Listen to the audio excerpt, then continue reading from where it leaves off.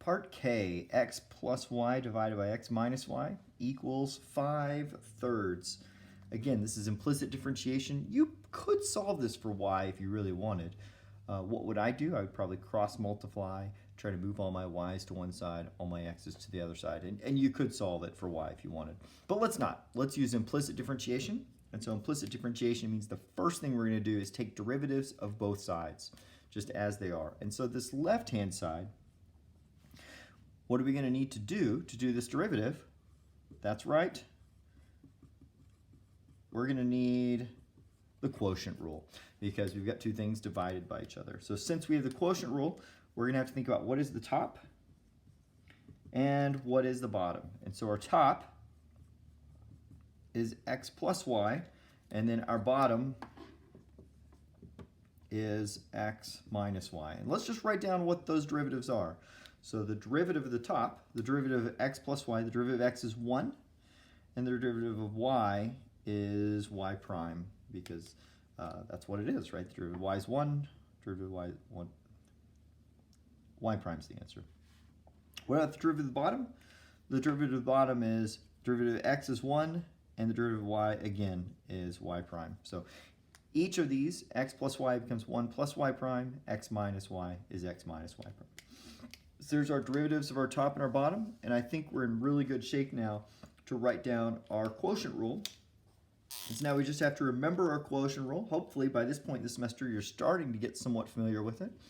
It's the derivative of the top, 1 plus y prime times the bottom, x minus y. Now, if I just write it like this, it's actually a little confusing because it looks like I've got 1 plus y prime times x minus y, but it's actually not true. This entire top derivative of the top is multiplied by the entire derivative of the bottom, so make sure you include your parentheses. Okay, so that 1 minus y prime x minus y minus the top x minus y times the derivative of the bottom 1 minus y prime, all divided by the bottom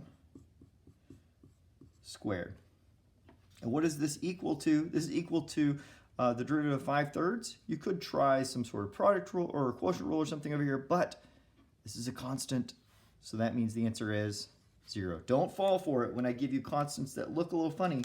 You don't have to do any fancy rules. The answer is always 0. Okay, so there's our answer. And now all I have to do is solve for y prime. This looks like it's going to be a little bit of a messy part doing the algebra, but I think we'll be able to do it fairly simply. The first thing I'm going to do is I'm just going to multiply by the denominator so that I don't have a denominator in my fraction anymore. So let's do x minus y squared on both sides.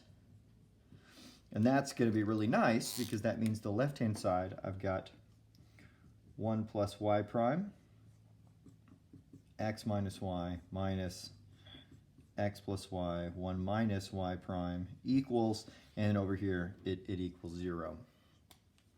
Okay, so now that we're at this point, we have to solve for y prime, and I guess there's a bunch of things we could do to solve for y prime.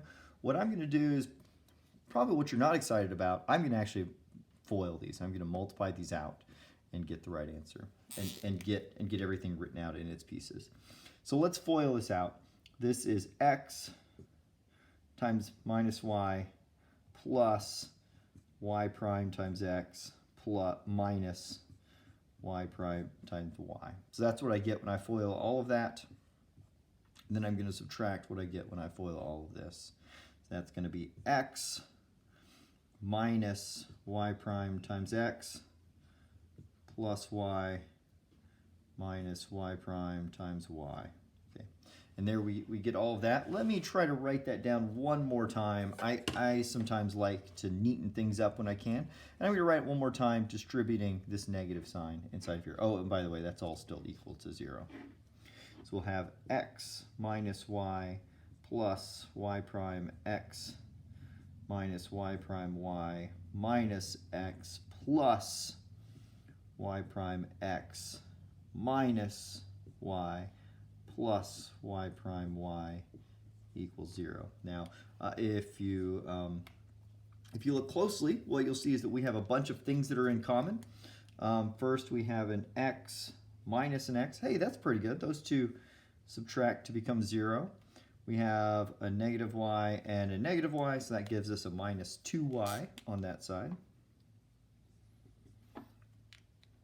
We have a y prime x and a y prime x, and so that gives us a plus 2 y prime x. And then finally we have a negative y prime y and a positive y prime y. So hey, look, those two cancel each other out also to equal 0. So this was a case you didn't have to do the simplifying, but by just doing a little bit of really easy simplifying, combining like terms, our problem got a lot simpler. So now we have this as our result. So now I do what I normally do, move the non-y primes to the other side.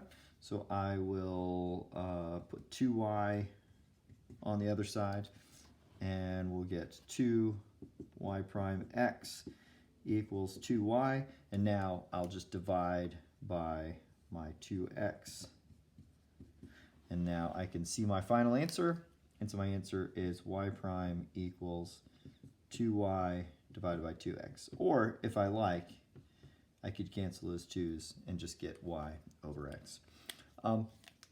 Again, there were other ways to do the problem, but I think this one worked out really nice. I think this was a really nice way of tackling the problem. Great, good luck. I'll see you on problem L.